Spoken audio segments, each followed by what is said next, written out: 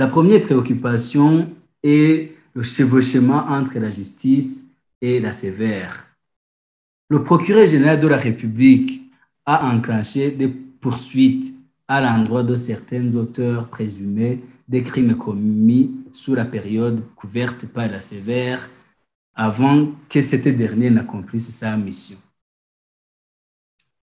Cela est en violation de l'article 58 de la loi régissant la sévère qui dispose que pour les affaires, pour les affaires pendantes devant les juridictions, qui seraient portées devant la commission, les juridictions ordonnent la suspension de leur instruction, soit d'office, soit à la demande des parties, en attendant les conclusions de la commission. Deux dossiers illustrent cette anomalie. Le premier dossier, c'est celui des auteurs déjà condamnés par la justice de l'assassinat du président Melchior Ndadaye en 1993, premier président démocratiquement élu.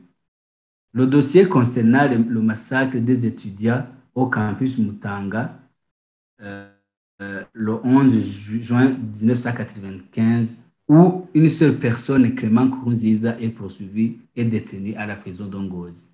En conséquence, la sévère devient inopportune pour certains dossiers sur lesquels la justice est déjà prononcée.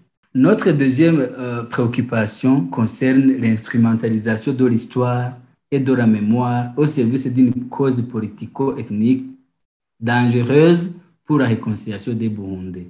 Aujourd'hui, nous observons qu'il y a des victimes dont les leurs sont systématiquement refusées.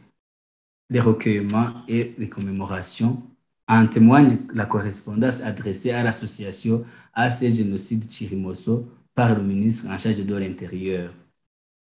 Notre troisième préoccupation concerne une justice sélective et partiale au détriment des victimes et de l'unité nationale. Le procureur général de la République ferme les yeux sur les auteurs des massacres de 1993 qui ont été qualifiés d'actes de génocide par une commission d'enquête de l'ONU en juillet 1997. Le même procureur général de la République poursuit une seule personne dans le cadre du massacre des étudiants en tant que le président de l'organisation des étudiants ACER, alors qu'il ne l'était plus. Le procureur général de la République reste également muet sur les auteurs des tueries occasionnées par la guerre civile dévastatrice de 1993 à 2008. Notre principale conclusion est que la justice burundaise est gravement instrumentalisée à des fins politiques, ethniques, et reste incapable de transcender les injonctions de l'exécutif burundais et d'autres manipulateurs. La meilleure solution pour améliorer l'avenir du pays est d'envisager des mécanismes de justice et de vérité indépendants comme solution aux crimes du passé qui n'ont pas été traités. Nous recommandons de mettre en œuvre les engagements contenus dans l'accord d'Arusha pour la paix et la réconciliation au Burundi en vue de diminuer les tensions au Burundi en accordant une place de choix à la paix, à la stabilité, à la justice, à la primauté du droit, à la réconciliation nationale, à l'unité et le développement comme les principales aspirations du peuple burundais.